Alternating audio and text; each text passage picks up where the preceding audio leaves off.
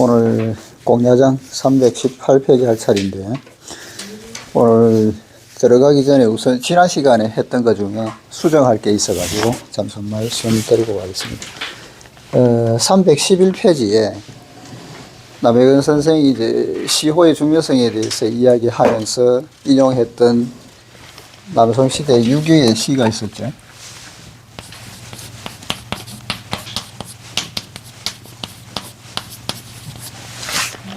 유교시인데요.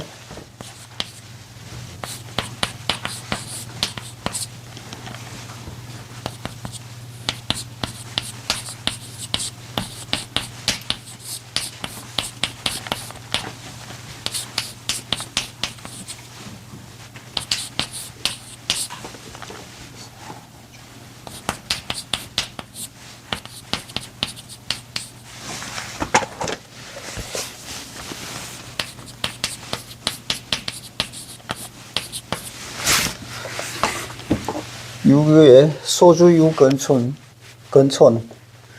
사주복이라는 시에서 나온 건데, 작은 배로 근처 마을을 노닐다가 배를 버리고 걸어서 돌아온다는 시입니다.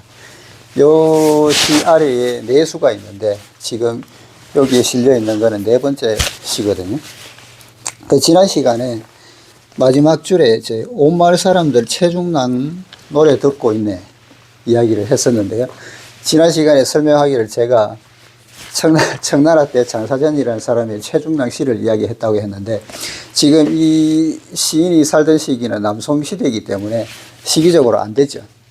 그래서 제가 잘못 이야기를 했는데, 이 최중랑이라는 사람은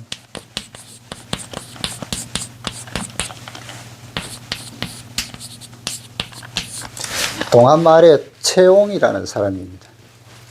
실제 있었던 사람인데요.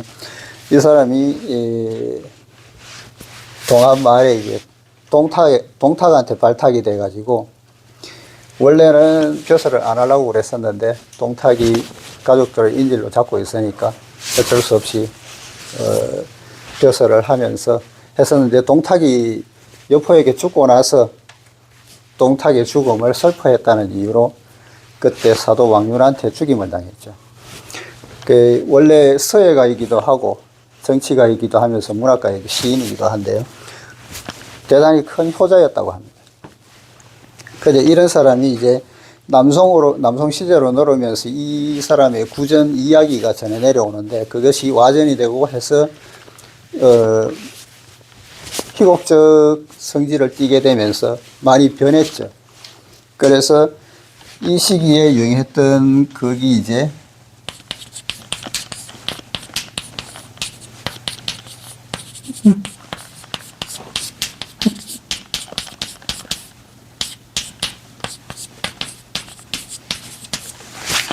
조정여 최일랑이라고 하는 민간 이야기가 있었습니다. 이때 한창 유행하던 시절인데요. 이게 조정여와 최일랑이 이제 채옹이라는 이야기죠. 그런데 이 내용은 이제 이 최일랑이라는 사람이 그 벼슬을 하기 위해서 서울로 가서 과거에 급제하고 나서는 이제 재상의 집에 사위로 들어가게 됩니다. 그래서 고향에 있는 부모고 처자식이고 다 버리고 자기 부귀영화를 누리겠다고 가버린 거죠. 그래서 나중에는 그 벌을 받아가지고 벼락을 맞아가지고 죽었다는 이야기입니다. 이게 조정여 최일랑 이 남송 시기에 구전하던 이야기예요. 이때 형식이 이제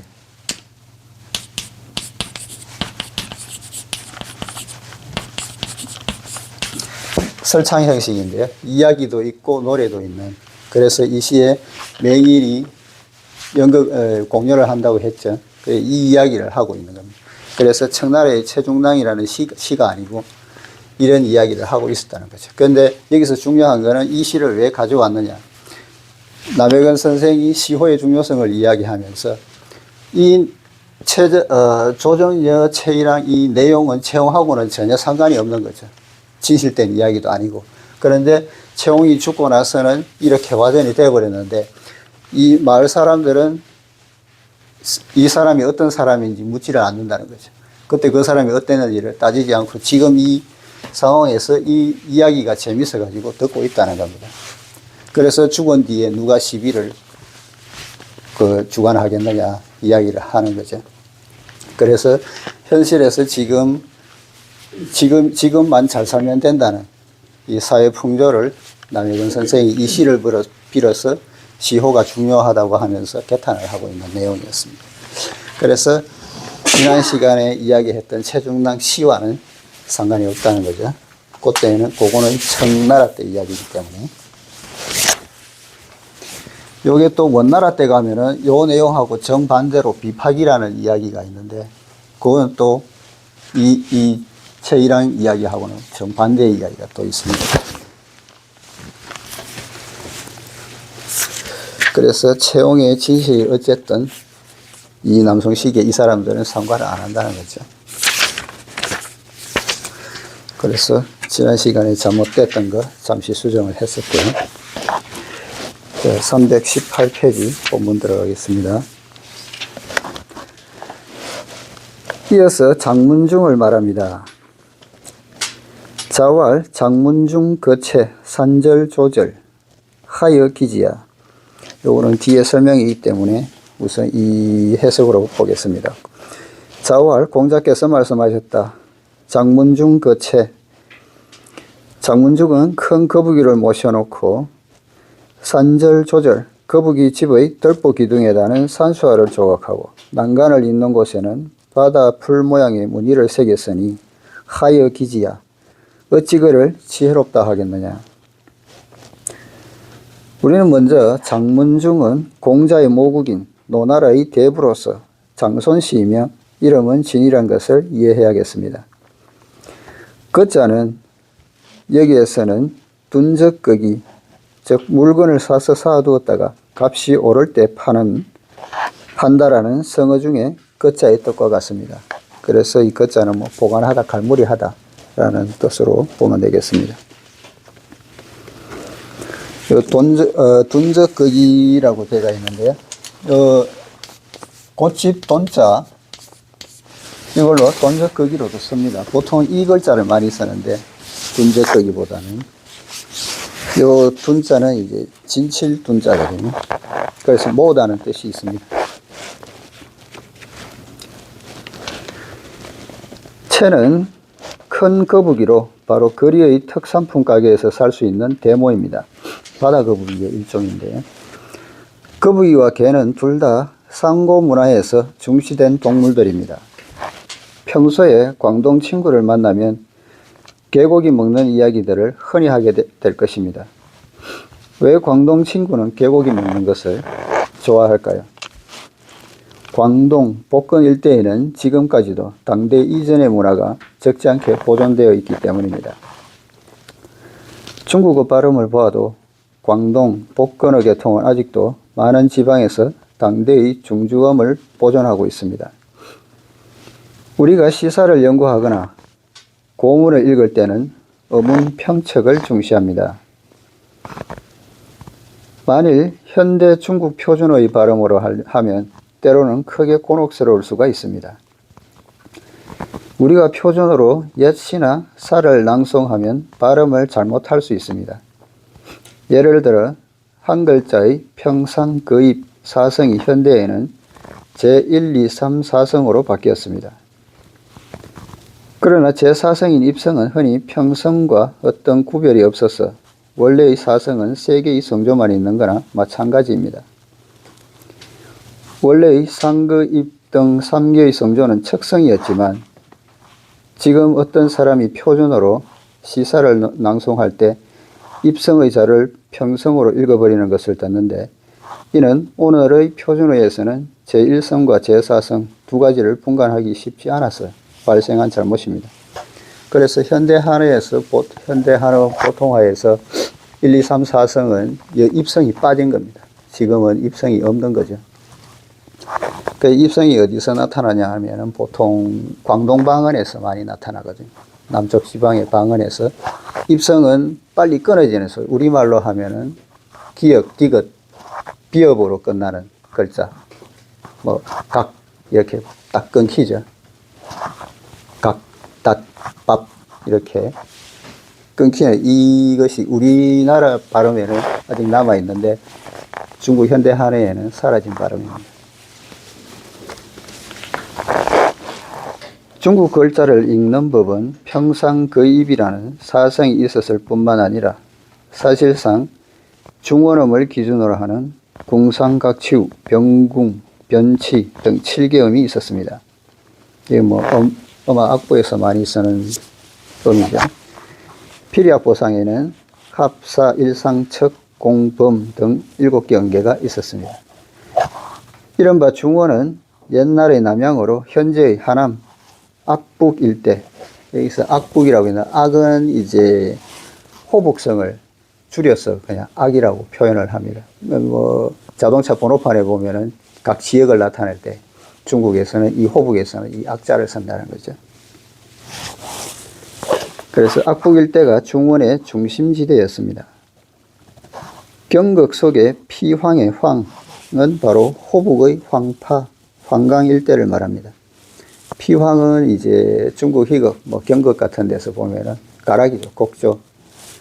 그래서 피는 서피, 이 서피의 가락이고, 황은 이야기했다시피 황파, 황강 두 지역의 가락 곡조를 이야기를 합니다. 보통 우리 민요에서도 뭐 남도나 북쪽이나 가락이 좀 다르고 하죠. 그런 형식입니다. 예를 들면 대왕이란 명사는 표준어에서는 따왕이라고 읽지만 경극에서는 따이왕으로 읽으며, 그래서 대왕은 뭐 보통어로 하면 따왕이지만 경극에서는 따이왕, 왕도 아니고 왕으로 읽습니다. 따이왕, 따이왕. 그래서 명사는 표준에서는 따왕이라 읽지만 경극에서는 따이왕으로 읽으며, 광동의 대로도 따이로 이렇게 읽거든요. 이 형님이라는 뜻입니다. 읽는데 이것이 바로 고음입니다. 옛날 음입니다. 그래서 오늘날 전통문학과 문화를 연구하려면 광동어나 복근어를 이해해야 합니다. 왜냐하면 광동어, 복근어는 7개음이 있고 특히 민남어는 8음이 있어 비음이 아주 많고 어떤 음들은 표준어 발음에는 없기 때문입니다. 그래서 요즘 뭐 광동화, 홍콩에서 많이 쓰는, 내지는 광동에서 많이 쓰는 광동화가 9개 음이 있다고 하는데 보통 6개 음으로 많이 사용을 합니다. 광동화를 보면 발음이 우리나라 발음하고 비슷한 것이 많아요. 뭐 입성이 살아있기 때문에. 왜 우리는 광동인들이 개고기 먹는 것도 상고 문화에서 왔다고 말할까요? 우리나라는 자고로 개를 제물로 삼았습니다. 하은주 3대 1회로 거의 은주 시대에 이르렀어야 제물 중 개를 빼고 소, 돼지, 양 등을 제사용 희생물로 삼았습니다. 노자의 도덕경에 천지, 불인, 이 만물 위 추구란 말이 있는데 일반인들은 노자의 이 말이 어마어마하고 각박하며 모든 일을 너무나 투철하게 보았다고 비평합니다. 왜냐하면 그들은 이 말의 의미를 천지는 인하다, 인하지 않다 할 것이 없이 만물을 낳았고 그 만물을 축으로 여겨서 가지고 논다는 뜻으로 해석했기 때문입니다. 이는 노자 사상에 대한 오해이거나 고의적으로 곡해한 유머입니다. 노자가 말한 추구의 본뜻은 곧 풀로 만든 개입니다. 풀추자죠. 꼴추, 뭐 우리가 뭐 소가 반추한다 할 때 추자도 이 글자를 씁니다. 풀추자입니다. 꼴이라는 뜻이죠. 소가 먹는 꼴추. 개는 원래 고대에 제사 희생물로 삼아 조상에게 제사 지내거나 천지에 제사 지내는 의례에 사용했던 것으로 오늘날의 사늘한 돼지머리나 소, 양 등과 같습니다. 뒷날 사회 기풍의 변천으로 진짜 개를 사용하지 않고 풀을 개 모양으로 엮어서 대신했습니다. 후세에 신에게 제사 지낼 때 밀가루로 만든 돼지머리로 진짜 돼지머리를 대신한 것과 마찬가지입니다. 추구를 만든 후 제사에 사용하기 전까지는 사람들은 그것을 대단히 중시하고 함부로 손대지도 못했습니다. 그러나 제사를 지내고 나면 쓰레기 더미 속에 던져버렸습니다. 육아에서는 천지에 인의 마음이 있어 만물을 자라나게 한다고 말했지만, 노자는 천지에는 인하다고 할 것도 없고 인하지 않다고 할 것도 없다고 말했습니다. 천지는 만물을 낳았지만 결코 무슨 보답을 취할 생각이 없습니다. 사람은 다른 사람을 도울 때 흔히 조건을 붙이고 보답이 있기를 바랍니다. 이에 노자는 말하기를 사람은 천지를 본받아야 한다고 했습니다.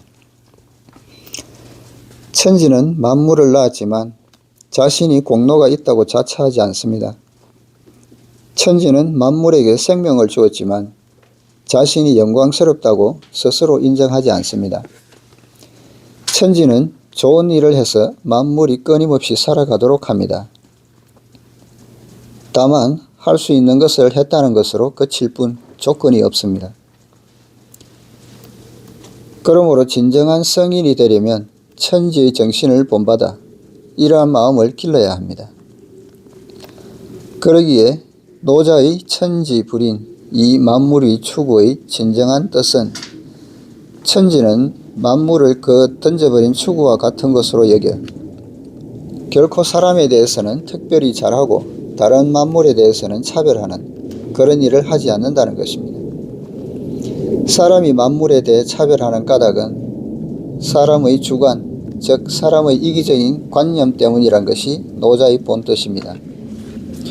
참고로 이 천지불인 이 만물의 추구 뒤에 바로 이어지는 게 이제 성인불인 이 백성위 추구라는 말이 있습니다. 그래서 성인은 백성을 구별하지 않는다는 거겠죠. 도덕경 5장에 나오는 말이었습니다. 요컨대 이는 상고의 개고기를 대단히 중요하게 보았으며 아울러 거북이도 중요시했음을 말해줍니다. 방금 말했듯이 고대 문화를 연구하려면 고대 문화에 비교적 가까운 광동, 복근 두 성의 문자, 언어, 풍속, 습관으로부터 착수해야 합니다. 대만 동포의 조상들은 모두 복근, 광동에서 온 사람들로서 그들은 제사 지낼 때 쌀로 만든 거북이를 많이 사용합니다. 그래서 이거를 미귀라고 하는데, 요즘은 보니까 살포대를 거북이 같이 사가지고 그렇게 하는 것도 있더라고요. 그런데 대륙의 다른 성들에서는 거북이를 아주 기피합니다. 사실 거북이는 당나라 이전까지는 좋은 상징이었습니다. 거북이가 수명이 길고 또 너그러움과 부귀를 나타낸다 여겨서 대만성에서는 아직 이런 기풍이 남아 있습니다. 이제 채를 말해 보겠습니다. 이것은 큰 거북이, 즉 대모로서 거북이 중에서 특별히 귀하게 여기지는 종류입니다. 전국시대에는 큰 거북이를 아주 진귀하게 여겼습니다. 오늘날 이것을 주제로 삼아 박사 논문을 쓰면 틀림없이 학위 하나는 받을 수 있을 것입니다. 사마천은 사기 중에 일자열전, 귀책열전을 써서 거북이를 이야기하고 있습니다. 이른바 고대의 일자란 천문학자, 기상학자, 전복가, 산명가 등이 모두 그 속에 포함되었습니다. 그래서 일자라고 하면은 천문을 관측해 가지고 나중에 기륭을 예측하는 그런 술사들을 일러가지고 일자라고 이야기를 하고요. 귀책은 이제 귀는 뭐 거북 껍데기겠죠. 그리고 책은 이제 시초를 이야기를 합니다. 시초로 점치는 것을 책이라고 그러고 거북 껍데기로 점치는 것을 복이라고 그러는데, 이 귀책은 이제 점칠 때 사용하는 도구겠죠. 과거에 이러한 상과학, 상철학, 상현학적인 것들은 모두 태사공이 관장했습니다. 당시 태사라는 벼슬은 곧 역사와 이런 일들을 전문으로 관리했습니다. 사마천의 사기 중에는 늘 태사공은 말한다, 태사공왈이라는 말이 나오는데, 이는 그가 역대로 세습된 태사이기 때문에 자신의 부친을 받들어서 나의 부친께서 한 것이다고 말한 것입니다. 뒷날 사마천은 아버지의 직위를 물려받아 자신도 태사공이 되었습니다. 사마천 자신이 남을 욕하고 싶을 때는 직접 욕하기 거부했기 때문에 태사공은 말한다. 즉 나의 아버지가 그때 말한 것이라고 했는데, 이는 사마천이 문장을 장난스럽게 쓴 것입니다. 사마천은 일자열전과 귀책열전에서 점치는 데 거북이를 썼던 일을 기록해 놓았습니다. 고대에는 거북이를 신령스러운 동물로 여겨 점칠 때 거북 껍데기를 사용했습니다. 점치는 사람이 어떻게 그렇게 좋은 거북 껍데기를 찾았을까요? 옛날 상황이야 모르겠지만 내가 본 바로는 몹시 잔인했습니다. 거북이를 위아래에서 꽉 끼우고 난 다음 거북이 꽁무니에 불을 붙입니다. 거북이는 불에 타면서 고통스러워 몸부림을 치며 도망가려고 하지만 껍데기는 꽉 끼워져 있습니다. 마침내 거북이가 앞으로 세차게 도망쳐 속의 살덩이만 빠져나가고 껍데기가 남습니다. 이른바 껍데기 벗은 거북이, 탈각 오기가 바로 이런 모습입니다. 오기는 이제 중국에서 거북이를 오기라고 부릅니다. 그래서 껍데기 각자죠. 껍데기를 벗어난 거북이라는 말입니다. 이렇게 만든 거북 껍데기는 신령스럽게 여겨져 점치는 데 사용되었습니다. 조상 대대로 이런 것들을 연구해 왔기에 사마천은 천문, 기상, 전복 등을 다 할 줄 알았습니다. 이 때문에 그는 귀책열전에 이런 일을 아주 훌륭하게 기록해 놓았습니다. 사마천은 거북이가 어떻게 신령한가 하는 것을 기록해 놓았습니다. 춘추전국시대 이전에는 국가의 큰 일을 당해 대신들도 그 의문을 풀 수 없을 때는 점을 쳐서 결정했습니다. 사마천은 많은 예를 들어서 거북이가 어떻게 영험한지를 증명했지만 마지막에 써놓은 것은 묘합니다. 그는 강회인가 상축구 음식지 이위 능도도인치기라고 써놓았는데, 이 마지막 한 구절의 말은 다음과 같습니다. 내가 명산대천을 돌아다녀 보기 위해 만권의 책을 읽고 만리를 여행하여 남부지방에 이르러 보니 강의 사람들, 즉 장강 이남인 호남 광동 일대의 사람들은 여전히 거북이 고기를 먹고 있더라. 즉 강의 사람들은 거북이를 길러 그 피를 마시고 고기를 먹는데, 이렇게 하는 것이 혈액순환을 좋게 하고 원기를 보충할 수 있다고 생각했기 때문이라고 일자열전편의 문장은 이와 같이 끝맺고 있습니다. 그래서 위에 상축귀 음식지라고 했는데요. 여기서는 요 축자가 기를 휴기라는 의미 있습니다. 그래서 여기는 기르다는 뜻으로 휴구로 읽는 것이 타당하지 않은가 생각이 듭니다. 상육귀 음식지, 거북이를 길러서 그것을 먹는다는 거죠. 여러분, 사마천이 미신을 믿었을까요? 믿지 않았을까요? 이는 알 수 없습니다. 아마도 이는 그의 역사 철학일지도 모릅니다. 거북이가 아주 영험하다고 말했지만 영험한데도 자신을 지켜낼 수 없어 강의 사람들이 거북이 고기를 먹었다니 영험하지 않음을 알 수 있습니다. 영험하지 않다면 미신을 믿어야 할 필요가 어디 있겠습니까? 그렇지만 꼭 미신이라고 말하자니 또 위에서 많은 영험한 사실을 들어놓은 바가 있습니다. 이를 통해 우리가 알 수 있는 것은 옛사람들이 글을 쓸 때에는 지금 사람들처럼 근거가 없지 않았다는 것입니다. 옛사람들이 문장을 쓸 때는 근거가 있었을 뿐만 아니라 경솔하게 결론을 내리지 않았고 대단히 객관적인 입장을 지켰습니다.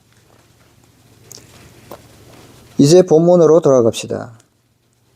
위에서 말한 대로 옛사람들은 거북이를 몹시 중시했기에 노나라의 대부 장문중이 거체, 즉 대모 한 마리를 소장하고 있었습니다. 당시에는 박물관이 없었지만 장문중은 대부이기에 자기 집안에 거북이 집을 하나 지어 대모를 모셔놓았습니다. 대모를 모셔놓은 집은 더없이 아름다웠습니다. 산절 조절은 고대의 목재 건축물로서 덜보 기둥에다 산수화를 조각한 것입니다.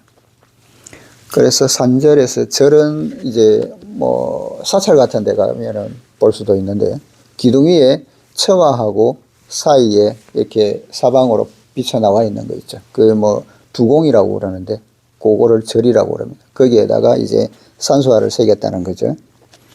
그 조는 이제 마른 풀 조자인데 바다 해조류겠죠. 그리고 절은 동자기둥 절자인데요.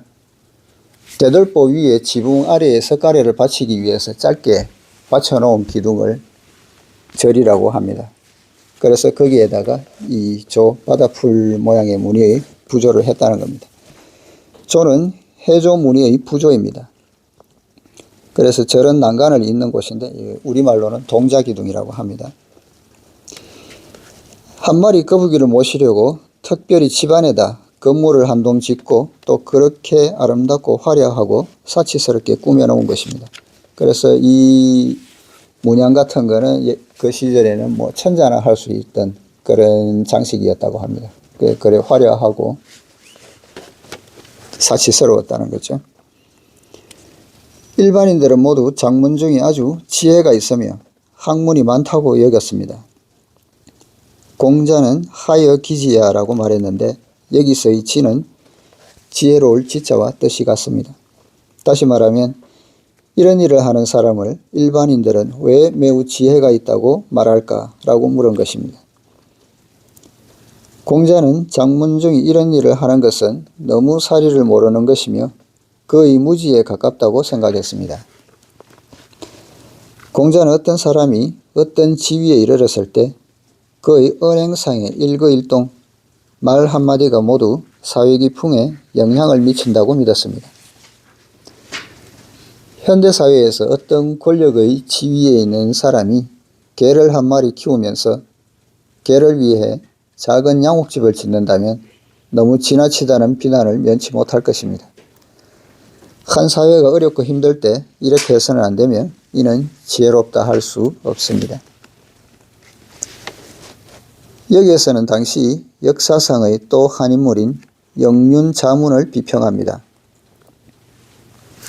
자장문할 영륜자문 심사위 영륜 무희색 삼이지 무온색 구영륜지정 필이고 신영륜 하여 자왈 충이 왈 인이호 왈 미지 언덕인.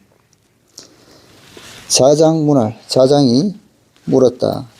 자장은 이제 이름이 공손사인데요. 공손이 성이고 사가 이름입니다. 공자 제자죠. 자장이 물었다. 영륜자문 삼사위 영륜 무희색. 영륜자문은 삼사, 사는 벼슬할 사자입니다. 3번 벼슬을 했는데 영륜이 되었는데 무희색, 기뻐하는 기색이 없었고 삼이지, 3번 그것을 그만두었는데 무온색, 원망하는 기색이 없었으며 구영륜지정, 옛 영륜의 정사, 곧 자기가 했던 정사 업무겠죠. 정사를 필히 고 신영륜, 새로운 영륜에게 반드시 알려주었습니다. 하여 어떻습니까? 자왈, 공자께서 말씀하셨다. 충이 충성스럽다. 왈 인이호, 인하다 하겠습니까? 왈 미지, 인이 무엇인지도 아직 모르는데 언덕인, 인하다고 할 수 있겠느냐. 여기서 미지에 대해서 여기서는 인이 무엇인지도 모른다. 주체가 이제 영륜자문을 이야기하는 거고요. 노는 집주에서는 미지라고 해서 공자 자신이 모르겠다라고 대답을 하는 걸로 다릅니다. 그래서 남해근 선생의 뜻을 쫓으면은 영륜 자문이 아직 인이 뭔지 모르는데 어떻게 일하다고 할 수 있겠느냐라고 이야기를 하는 겁니다. 영륜 자문은 춘추 전국시대 초나라의 명재상이었습니다. 성은 투이며 이름은 여기 구오도라고 나오는데 아마 누오도로 읽는 게 맞을 것 같습니다. 요 곡식곡자인데 누는 이제 우유, 어린아이라는 뜻으로 쓰이거든요. 그리고 요 어자도 여기서는 오로 있습니다. 그리고 도자는 호랑이 도자입니다. 이 영륜 자문이 태어나서 어릴 때 버림을 받아가지고 호랑이한테서 호랑이 젖을 먹고 자랐다는 이야기가 있습니다. 그래서 이름을 누오도라고 지었다는 겁니다. 초나라는 당시 남방의 신흥국가였습니다. 춘추 전국의 역사 문화를 연구하면 알게 되는데 북방은 대체로 전통 수구에 치우쳐 있었고 남방의 초나라는 뒤에 일어난 국가이기에 기상이 같지 않았으며 문화사상에도 모두 신흥 발전의 모습이 있었습니다. 또한 초나라에는 아주 훌륭한 정치가가 있었습니다. 영륜 자문의 영륜은 관직명어로 뒷날의 재상이나 수상에 해당합니다. 자문 역시 봉호입니다. 그는 도덕과 학문이 훌륭하여 당시 그의 국제적 명성은 근대 일본 명치유 신의 명재상인 이등박문에 버금갔습니다. 영륜 자문은 세 차례나 정권을 잡아 수상이 되었으나 스스로는 결코 대단하다고 느끼지 않고 조금도 기뻐하지 않았습니다. 삼사위 영륜 무희색. 그리고 세 번이나 자리에서 물러나 벼슬을 그만두었지만 그것을 괴로워하지 않았습니다. 삼이지 무온색. 관직이라는 무대에 오르고 내리는 일에는 수양이 아무리 훌륭하다 하더라도 담담할 수 있는 사람이 결코 많지 않습니다. 일단 좋은 관직에 임명되었을 경우 그 표정을 보면 금방 달라집니다. 물론 사람이 기쁜 일을 만나면 정신이 상쾌해지는 것은 인지상정이기에 그것을 탓할 수는 없습니다. 무대에 오르더라도 여전히 평소 그 모습이어서 특별히 기뻐하는 모습을 보이지 않는다는 것은 확실히 드문 수양입니다. 무대에서 내려올 때 친구가 위로하면서 잘 되었네, 쉴 수 있으니 말일세 하면 대부분의 사람이 입으로는 그래 좋은 기회지 라고 답하지만 그것이 꼭 진심에서 나온 말은 아닐 것입니다. 사실 보통의 사람이 관직에서 물러나는 것을 편히 여길 정도에 이른다는 것은 결코 쉽지 않습니다. 그래서 관직에서 물러나는 것도 그렇지만 우리가 오래 다니던 직장에서 나오는 것도 쉽지가 않죠. 마음이 그동안 고생했으니까 좀 쉬지 하더라도 나와 있으면 또 그게 아니죠. 그래서 그런 마음을 갖기가 쉽지 않다는 이야기입니다. 그래서 당나라 사람의 시에 만난 사람마다 벼슬 쉬는 게 좋다 하더니 봉인 도슬 휴관호 만날 봉자죠. 봉인 만나는 사람, 도는 모두 도자입니다. 모두 다 설 말한다. 관직을 쉬는 것이 좋다고 말을 하는데 그만두고 고향 오니 찾느니 하나 없네. 이마 하정 견일인.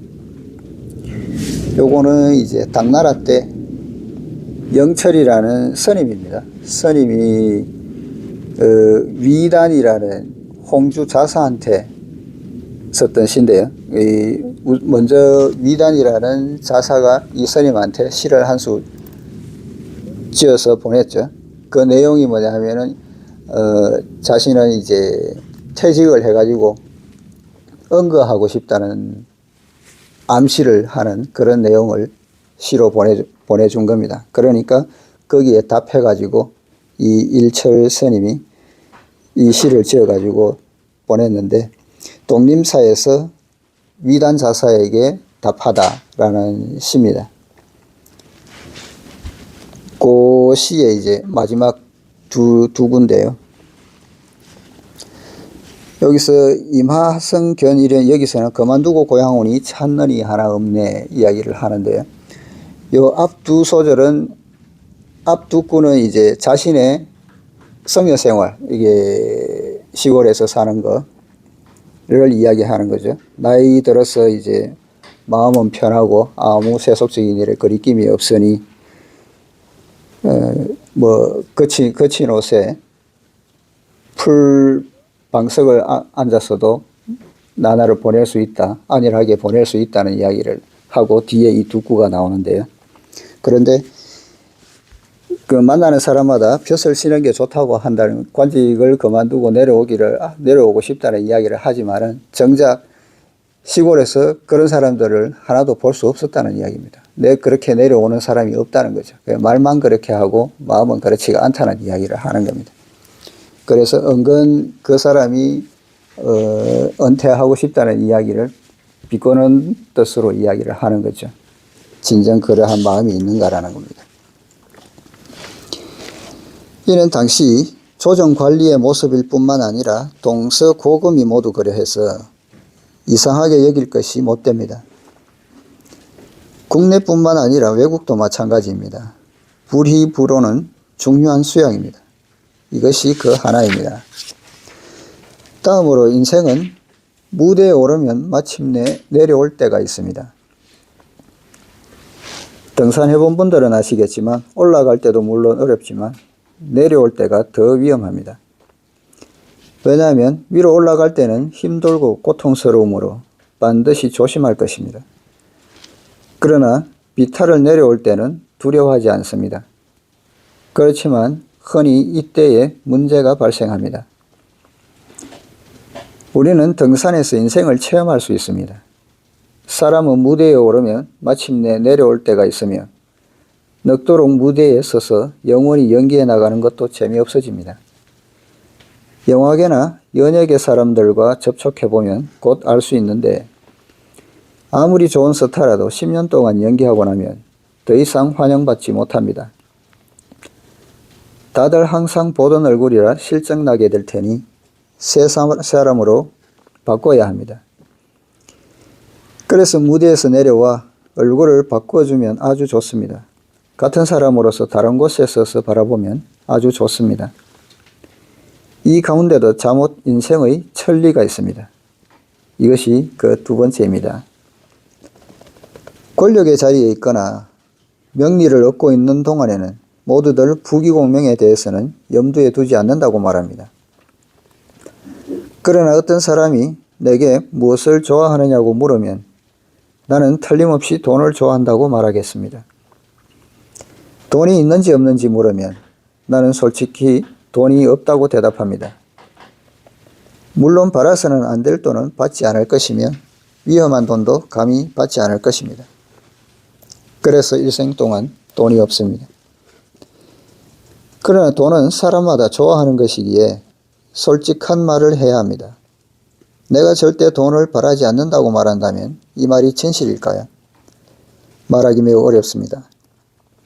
마찬가지로 내가 벼슬하기를 바라지 않는다고 말하면 이 말이 진실인지 아닌지도 말하기 어렵습니다. 부귀공명을 나는 퍽 좋아합니다. 그러나 절대로 닥치는 대로 얻으려 하지 않으며 요행도 절대 바라지 않습니다. 솔직하고 양심적으로 말해서 나는 부귀공명을 좋아합니다. 그렇지만 구차하게는 취하지 않으며 함부로 얻으려 하지 않습니다. 그래서 앞에서 이야기했듯이 부귀는 사람이 좋아하는 것이지만 도로서 얻는 게 아니면 바라지 않는다고 이야기를 했었죠. 이것만 해도 이미 대단한 것이며 매우 좋은 소양입니다. 만일 내가 부귀공명을 절대 좋아하지 않는다고 말한다면 그것은 거짓말입니다. 사람은 정직해야 합니다. 그러므로 관료가 되면 영륜자문이 3번이나 무대에 올랐어도 기뻐하지 않았고 3번이나 무대에서 내려왔지만 불만스럽게 여기지 않았던 것을 반드시 배워야 합니다. 우리가 책을 읽을 때 흔히 이 부분을 아주 가볍게 지나쳐 버리는데 만약 자신이 절실하게 한번 체험해 보면 비로소 영륜자문이 정말 훌륭하다는 것을 알게 됩니다. 무대에 올라가는 것이 마땅한 것이어서 내가 넘겨받아 할 수 있는 것이기만 하면 나의 힘을 다해서 하고, 또 무대에서 내려오면 나는 쉬게 될 테니 더없이 좋으므로 남에게 하도록 넘겨주어도 마음에 전혀 동요가 일어나지 않습니다. 이렇게 하는 것은 그리 어렵지 않은데, 가장 어려운 것은 구영륜지정 필의고신영륜입니다. 즉 자기가 했던 일을 후임자가 어떻게 해야 하는지를 아주 상세하게 후임자에게 알려주는 것입니다. 보통 인수인계하면서 이 일은 내가 절반을 했으니 내일부터 당신이 이어받아 하십시오 라는 말만 하고 끝내버리지만, 영륜자문은 이 일의 어려움이나 기밀사항을 관인을 넘겨받는 신임자에게 전부 알려주었다는 것입니다.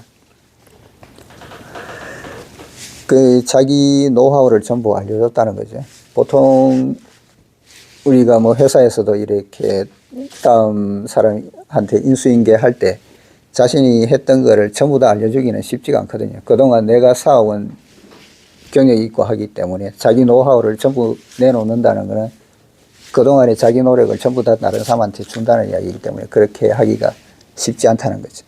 대체적인 것만 알려주는 경우가 많다는 이야기입니다. 여러분들도 경험했겠지만 신임 구임이 인수인계를 하는 경우 직인을 넘겨줄 때는 아무래도 그럴 기분이 아니어서 대체로 곤란한 점들은 신임자에게 알려주고 싶어 하지 않습니다. 설령 양쪽이 친한 친구 사이더라도 마찬가지입니다. 심지어는 사이좋은 두 친구라 하더라도 현직에 있는 친구가 병으로 위독하면 다른 한 친구는 병원에 가서 병문안을 하면서도 관심은 그 친구의 관인을 언제쯤 넘겨받을까 하는 데 있지, 친구의 병이 언제 호전될까 하는 데 있지 않습니다. 수십 년 동안 세상 인정을 보아오면서 내 눈이 퍽 좋아 아직 원시가 되지 않았으며 귀도 퍽 잘 들을 수 있는 것이 자목 원망스러운데 이는 정말 유쾌한 일이 아닙니다. 그러니까 앞에서 이야기했던 이런 일들을 보고 듣고 하기가 싫은데도 그렇게 듣고 볼 수밖에 없다는 이야기입니다. 여기에서는 영륜자문이 국가에 대해 충성과 책임을 다한 것을 말하고 있습니다. 인수하러 온 사람을 업무의 후계자로 본 것입니다. 그의 이런 태도는 겉으로 보기에는 쉽지만 실제로 당해보면 매우 어렵습니다. 밖에서 일을 하는 사람은 이런 것들에 대해 단단히 기억해야 합니다.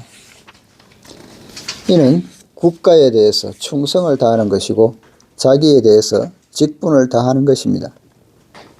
어느 단체에 소속되어 있을 때는 단체를 위해서 충성을 다해야지 사적인 일을 위해서는 안 됩니다.